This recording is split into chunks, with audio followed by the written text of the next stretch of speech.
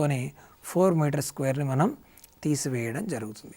So టోటల్గా మనకు 200 into 80 200 plus 80 minus 4 మొత్తం ఏరియాలోంచి ఈ కామన్గా ఉన్న ఏరియాను మనం తీసేస్తే we will get the area of the carpet. Okay, so 200 plus 80 minus 4 that will be 276 square metre అని చెప్పడం జరుగుతుంది.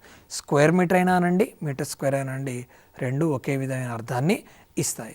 సో ఏరియా ఆఫ్ ద కార్పెట్ని నేను ఏబిసిడి అనుకుంటే దాని ఏరియా 80 స్క్వేర్ మీటర్ వస్తుంది. టోటల్ కార్పెట్ని ఇంకోటి ఈఎఫ్జిహెచ్ అనుకుంటే దాని ఏరియా 200 స్క్వేర్ మీటర్ వస్తుంది. So common area of 2 carpets తీసేస్తే మనకు రిక్వైర్డ్ ఏరియా ఆఫ్ కార్పెట్స్ చూడండి ఎంత ఈజీగా చేయగలిగాం. ఇందులో పెద్ద మనకు బ్రహ్మాండమైన అంశాలు ఏమీ లేవండి. సింపుల్గా మనకు ఫార్ములా కనుక రావడం వచ్చి కాన్సెప్ట్ కనుక అర్థమైనట్టయితే definitely we can do the better problem. Next ఒక ప్రాబ్లం సర్కిల్ మీద అడుగుతున్నాను. ఫస్ట్ ఒక కాలర్ లైన్లో ఉన్నారండి, మాట్లాడదాం. హలో, క్యూబాయిడ్ గురించి సార్ చెప్తారా సార్? క్యూబాయిడ్ గురించి చెప్పాను కదండి. మనకు బేస్లో రెక్టాంగులర్ ఫేస్ ఉండి length breadth height. Hello hello చెప్పండి. అదే క్యూబాయిడ్ గురించి చెప్తారా సార్? అదే క్యూబాయిడ్ గురించి మళ్ళీ చెప్తున్నానండి. ఒకసారి మీకోసం మళ్ళీ దానికోసం వెళ్తున్నా చూడండి ఒకసారి.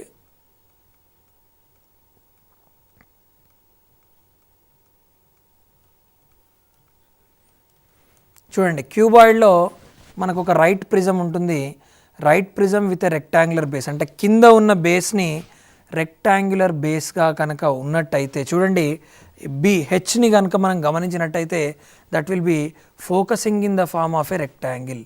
ఆ రెక్టాంగిల్ షేప్లో కనుక ఏదైనా ఉన్నట్టయితే బేస్, అట్లాంటి డయాగ్రామ్ని మనం క్యూబాయిడ్ అనడం జరుగుతుంది. మామూలుగా స్క్వేర్ బేస్ ఉందనుకోండి క్యూబ్ అంటారు. ఇక్కడ మనకు రెక్టాంగులర్ బేస్ ఉంది కాబట్టి క్యూబాయిడ్ అనడం జరుగుతుంది. ఇప్పుడు కనుక మనం గమనిస్తే సైడ్స్ ఏమేమంటున్నాం అండి, లెంత్ బ్రెడ్త్ హైట్. లెంత్ని మనం చూసుకోవచ్చు, బ్రెడ్త్ని క్లియర్గా గమనించవచ్చు, హైట్ని కనుక క్లియర్గా గమనించినట్టయితే వాటికి సంబంధించిన formulas lateral surface area 2h into L plus B, total surface area 2h into L plus B plus 2lb. దీన్ని షార్ట్కట్లో రాసుకున్నట్టయితే 2 into LB plus BH plus HL అని రాసుకోవచ్చు. అలా అతిపెద్ద డయాగ్నల్ ఆఫ్ క్యూబాయిడ్ ఏంటంటే ఎల్ స్క్వేర్. ఏదైనా మీకు కావాలనుకోండి మీకు లెంత్ బ్రెడ్త్ హైట్ తెలిసి ఉండాలి. సో తెలిసి ఉంటే సరిపోతుంది. Square root of L square plus B square plus H square. అదే వాల్యూమ్ కావాలనుకోండి volume of a cuboid is nothing but L into B into H అని మనం అర్థం చేసుకోవడం జరుగుతుంది.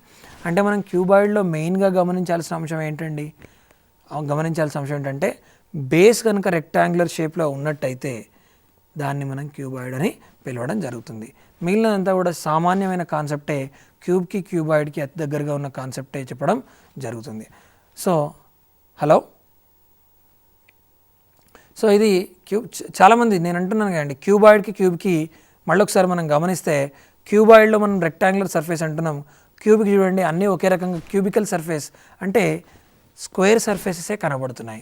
స్క్వేర్ సర్ఫేసెస్ కనబడ్డప్పుడు ఆటోమేటిక్గా దాని ఫార్ములా మనకి longest diagonal equal to √3 into A అంటే ఏంటంటే ఏ సైడ్ అయినా మనం తీసుకోవచ్చు. సో ఇది మెయిన్గా మనం గుర్తుంచుకోవాల్సిన అంశం. క్యూబాయిడ్ ప్రాపర్టీస్లో దాదాపు సమానమే, కానీ క్యూబ్కి వస్తే అన్ని స్క్వేర్ ఫేసెస్ ఉంటాయి, క్యూబాయిడ్కి వస్తే ఒక రెక్టాంగులర్ ఫేస్ ఉంటుంది అనేది మనం గుర్తుంచుకోవాల్సిన అంశం. మరో కాలర్ లైన్లో ఉన్నారండి. హలో సార్, నా పేరు సుబాని అండి. చెప్పండి సుబాని గారు. సార్ నేను రైల్వేకి రాద్దాం అనుకుంటున్నాను సార్ ఎగ్జామ్స్. అసలు రైల్వేలో ఏ టాపిక్స్ ఉంటాయో కొంచెం క్లియర్ చెప్తారు సార్?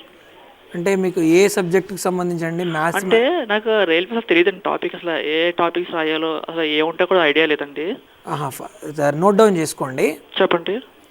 4 సెక్షన్స్ కంపల్సరీ అడగడం జరుగుతుంది. First test of reasoning. Test of reasoning అంటే లాజికల్ సెన్స్ పరీక్షించడం జరుగుతుంది. అంటే number series, letter series, directions, blood relations, ఈ క్వశ్చన్స్ ఉంటాయి కదండి, ఇవన్నీ కూడా రీజనింగ్లో రావడం జరుగుతుంది. అంటే మీ లాజికల్ సెన్స్ని పరీక్షిస్తారు.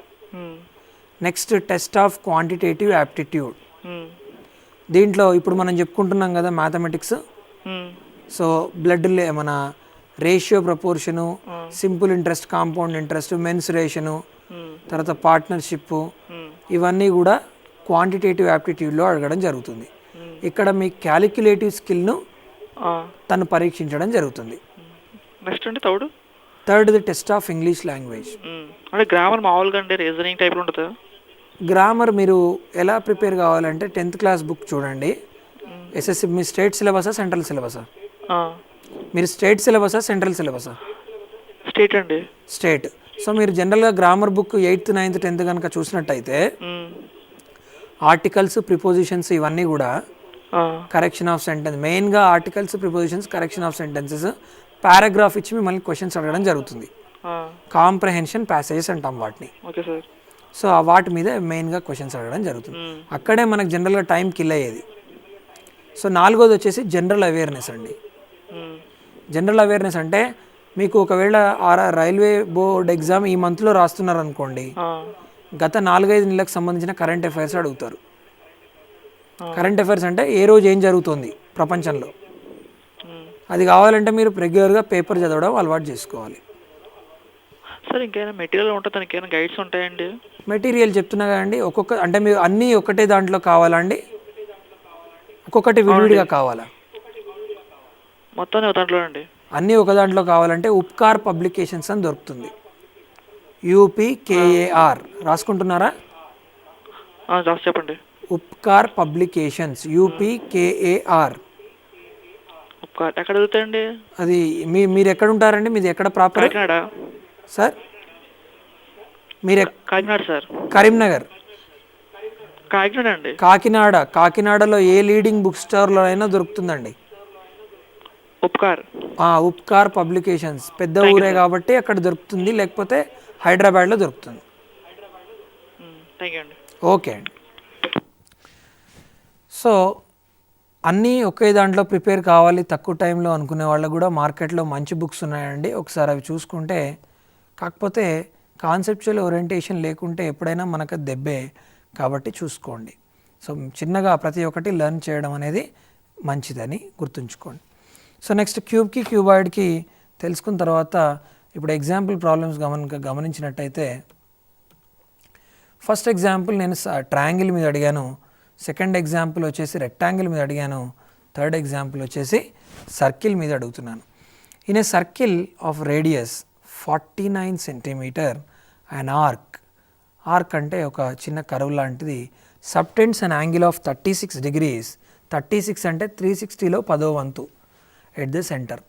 Find the length of the arc and the area of the sector. Length of the arc, area of the sector కనుక మనం రాయదలుచుకున్నట్టయితే ఇక్కడ చూడండి, మనకు length of the arc formula ఏంటంటే 2πr/θ/360. 2πr అనేది ఏంటండి? Circumference of the circle.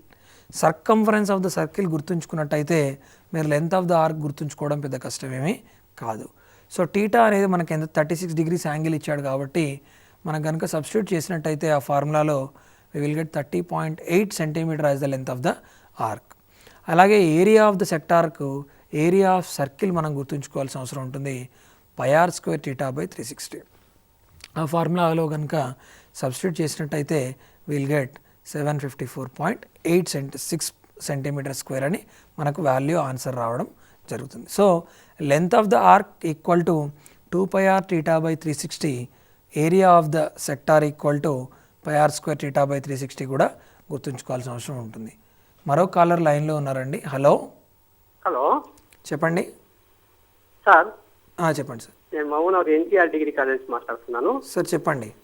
అయితే మీరు తీసుకున్నటువంటి సబ్జెక్ట్ చాలా బాగుంది, స్టూడెంట్స్ కూడా చాలా ఇంట్రెస్ట్గా ఎంచుకున్నారు. Thank you sir. అయితే మీరు కొంచెం ఫాస్ట్గా వెళ్తున్నారని ఇక్కడ అందరు అనుకుంటున్నారు సార్, కొంచెం స్లో అయితే బాగుంటుంది. ఎందుకంటే మీరు డయాగ్రామ్ గీసిండ్రు, దాన్ని చేసుకునే వరకే మీరు ఆన్సర్ కూడా చెప్పేస్తున్నారు అని కన్ఫ్యూజన్ వచ్చి ఒకటి. ఓకే అండి, నేను మెల్లిగానే స్క్రోల్ చేస్తానండి. ఓకేనండి. Right sir, thank you. Okay అండి, థ్యాంక్ యూ అండి. సో ఇప్పుడు కనుక మనం ఈ సర్కిల్ కనుక చూసుకున్నట్టయితే radius 49 centimetre and arc subtends and angle. మళ్ళీ ఒకసారి డిక్టేట్ చేస్తున్నానండి. In a circle of radius 49 centimetre and arc subtends and angle of 36 degrees at the centre. సెంటర్లో 36 అందరు నోట్ చేసుకుంటున్నారు అనుకుంటున్నాను. So find the length of the arc and area of the sector. Length of the arc అడుగుతున్నారు, area of the sector కూడా అడుగుతున్నారు. So the question, if I repeat, in a circle of radius 49 centimeter, an arc subtends an angle 36 degrees at the center. Find the length of the arc and the area of the sector. ఇది కనుక చూసినట్టయితే length of the arc equal to 2πr θ by 360. మళ్ళీ ఇక్కడ మీరు రాసుకోవాల్సిన అంటే note చేసుకోవాల్సిన అంశం ఏంటంటే length of the arc related to circumference of the circle, area of the sector related to area of the circle.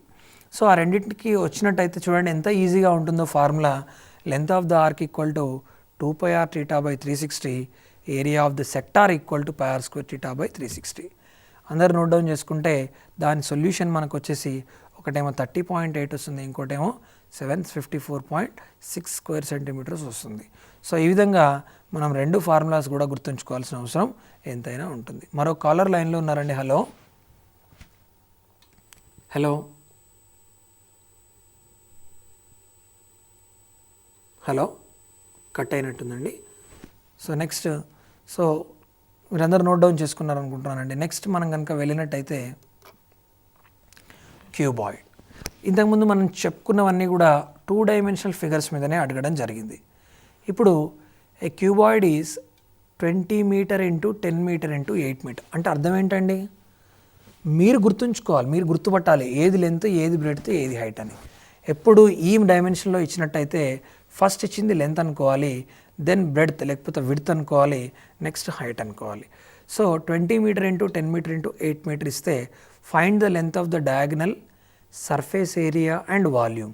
Me cuboid చెప్పినప్పుడే చెప్పాను, diagonal ఎలా ఫైండ్ అవుట్ చేయాలి, √L² + B² + H². Surface area చెప్పాను, volume కూడా చెప్పాను. చూద్దాం ఎలా మనం ఫైండ్ అవుట్ చేస్తున్నాం. మళ్ళీ ఒకసారి నేను క్వశ్చన్ రిపీట్ చేస్తున్నానండి. A cuboid is 20 metre into 10 metre into 8 metre. Find the length of the diagonal, surface area and volume. మీరు హ్యాపీగా డైమెన్షన్స్ తీసుకొని అడిగింది నోట్ డౌన్ చేసుకుంటే ఇంకా ఈజీగా నోట్ డౌన్ చేసుకునే అవకాశం ఉంటుంది. సో మనకు లెంత్ ఎంత అండి? 20 metre, breadth 10 metre, as well as height is 8 metre. మరో కాలర్ లైన్లో ఉన్నారండి. Hello hello sir, good afternoon sir. Good afternoon sir, చెప్పండి. అంటే సార్ ఇందాక హాలో సిలిండర్ గురించి చెప్పారు కదా. అవునండి, హాలో సిలిండర్ అంటే ఇప్పుడు మనకు ఒక రింగ్ మనం ఆడుకుంటాం కదండి.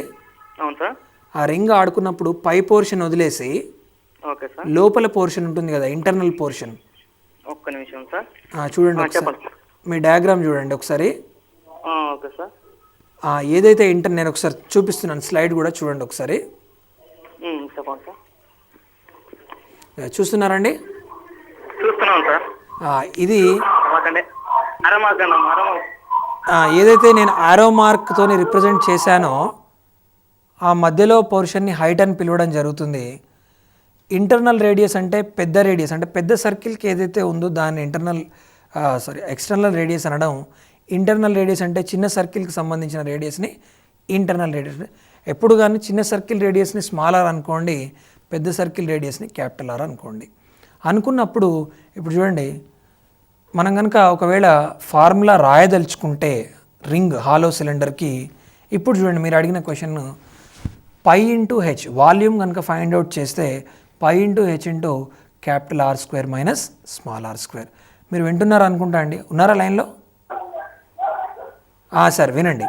Volume of the material of అంటే ఇంటర్నల్గా ఉన్న మెటీరియల్కు సంబంధించిన వాల్యూమ్ అడుగుతాడు మిమ్మల్ని.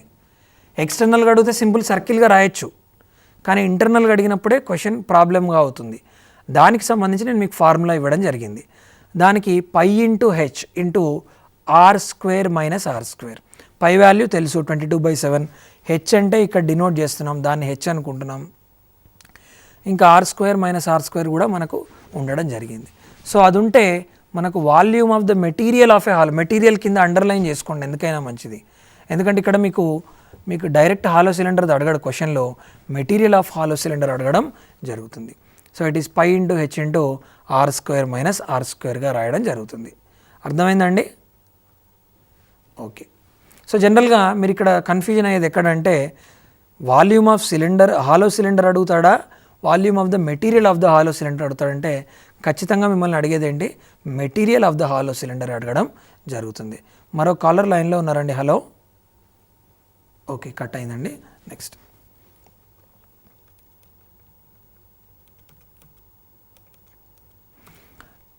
కనుక ఒకసారి చూసినట్టయితే క్యూబాయిడ్ మనం మాట్లాడుకున్నాం ఇంతకుముందు.